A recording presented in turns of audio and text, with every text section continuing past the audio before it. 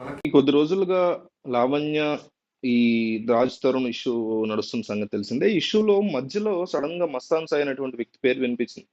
మీకెప్పుడైతే allegations ఏసాడో Raj Tarun, ఎవరైతే ఈ లావణ్య ఉందో, లావణ్య కొంతమంది ఆడపిల్లలకి డ్రగ్స్ ఇచ్చి చేయకూడని పనులు చేయిస్తూ ఉంటుంది అంటూ తీవ్రమైనటువంటి ఆరోపణలేసాడు. వాటి గురించి మనకు ఐడియా లేదు గానీ, గతంలో లావణ్య డ్రగ్స్ కేసులో అరెస్ట్ అయిన మాట అయితే వాస్తవమే.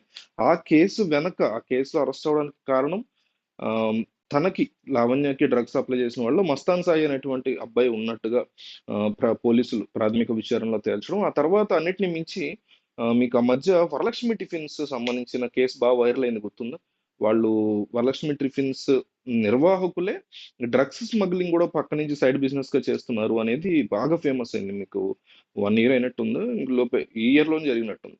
సో, అందులో ఎక్కువగా అందరూ డిస్కస్ చేసుకున్నటువంటి అంశం ఏంటంటే, అందరూ ట్రోల్ గూడా చేశారు. అందుకేనా అంత టేస్టీగా ఉంటాయి మీ దోసలు, మీ చట్నీ అంటూ గూడా. సో, అట్లాగా కరెక్ట్‌గా వాళ్ళకి కూడా వాళ్ళ కేస్‌లో గూడా మస్తాన్ సాయి అనేటువంటి అతనే వాళ్ళకి డ్రగ్ పెడ్లర్ కింద.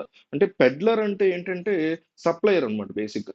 సో, డ్రగ్స్‌కి సంబంధించినటువంటి పైనుంచి ఏదన్నా కంట్రీ నుంచో లేకపోతే మన ఇండియాలోనో తయారు చేస్తే దాన్ని రీటైల్‌గా జనాలకి అమ్మేటువంటి వాళ్ళని డ్రగ్ పెడ్లర్స్ అంటారు. సో, ఇతన్ని మస్తాన్ సాయిని పోలీసులు అదుపులో తీసుకుంది. సెబ్ పోలీస్ అదుపులో తీసుకున్నారు.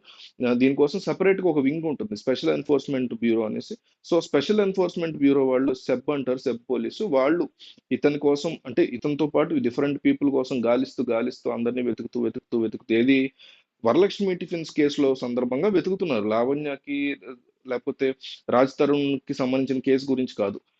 వరలక్ష్మి టిఫిన్స్ కేసులో చాలా మంది పేర్లు బయటపడ్డాయి. నైజీరియన్ ఒకతను, సెలబ్రిటీ ఇంకొకళ్ళెవరో వాళ్ళతో పాటు వీళ్ళందరికీ కూడా ఇతనే సప్లై చేస్తున్నాడనే విషయం తెలియడం ఇతని కోసం వెతికితే గుంటూరులో దొరికాడు ఈరోజు.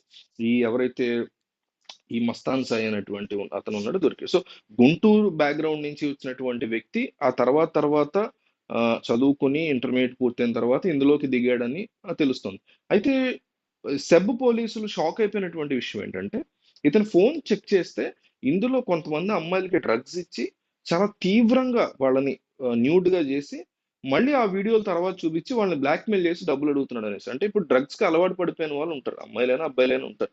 వాళ్ళు రేపొద్దున డ్రగ్స్ కావాలంటే డబ్బులు లేనప్పుడు ఏమైనా చేయడానికి సిద్ధపడతారు. ఇక ఆడపిల్లలనేసరికి వాళ్ళని అట్లా ఆ రకంగా చిత్రీకరించి, ఈసారి వాళ్ళు మళ్ళీ డ్రగ్స్ కోసం వచ్చినప్పుడో, లేకపోతే ఏదన్నా ఇతనికి డబ్బులు అవసరమైనప్పుడో ఈ వీడియో చూపించి, "ఇదిగో నువ్వు డ్రగ్స్ తీసుకోవడము ఉంది, నువ్వు బట్టలిప్పడం ఉంది. ఈ రెండిట్లో ఏది చూసినా నువ్వు లీగల్‌గా ఇబ్బంది పడతావు. పరువు గూడా పోతది నీది. ఇంట్లో వాళ్ళ ముందో, లేకపోతే సమాజం ముందో, లేకపోతే నీ బాయ్ ఫ్రెండ్ ముందో" అనేసి ఆ రకంగా బ్లాక్‌మెయిల్ చేస్తూ వాళ్ళ దగ్గర ఇతను డబ్బులు తీసుకుంటున్నాడని ఒక బిగ్గెస్ట్ అలిగేషన్‌గా పోలీసులు ఫోన్‌లో చూసిన దాన్ని వాళ్ళు మీడియాతో చెప్పారు. సో, ఈ ఇతనెవరంటే మీకు గుంటూరు ఈ ఏరియా, విజయవాడ ఈ ఏరియా ఉన్నోళ్ళకి బాగా తెలుసు. ఆహ్, మస్తానయ్య దర్గా అనేసి ఒకటుంటుంది. అక్కడ దర్గా ఫేమస్ దర్గా. బట్ దాన్ని మస్తానయ్య దర్గా అంటారు. చాలా ఫేమస్ దర్గా అది గుంటూరులో. సో, ఈ మస్తానయ్య దర్గా ఎవరైతే మస్తానయ్య ఉన్నారో, దర్గా అనేది మామూలుగా దర్గా. అక్కడ ఆయన ఎక్కువగా ఈ తాయెత్తులు కట్టడం అవి ఇవి చేస్తూ ఉంటారు కాబట్టి మస్తానయ్య దర్గా అంటారు. అక్కడ ఆయనే ఈ అన్ని థింగ్స్ చూసుకుంటారు. ఆయన కొడుకే ఈ మస్తాన్ సాయి అని చెప్తున్నారు.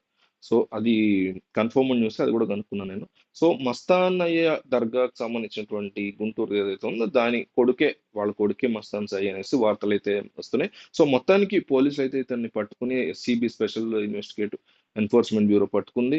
ఇంకా ఏమేమి విషయాలు బయటకొస్తాయి ఈ కేస్‌తో పాటు ఇంకా ఏమేమి కేసెస్ అతని ఫోన్‌లోంచి ఈ రోజుల్లో ఫోన్ పట్టుకుంటే చాలు మొత్తం అన్ని కహానీలు కూడా బయటకొస్తున్నాయి కాబట్టి ఇంకా ఏమేమి కహానీలు బయటకొస్తాయి ఇతనికి సంబంధించిందనేది చూడాలి.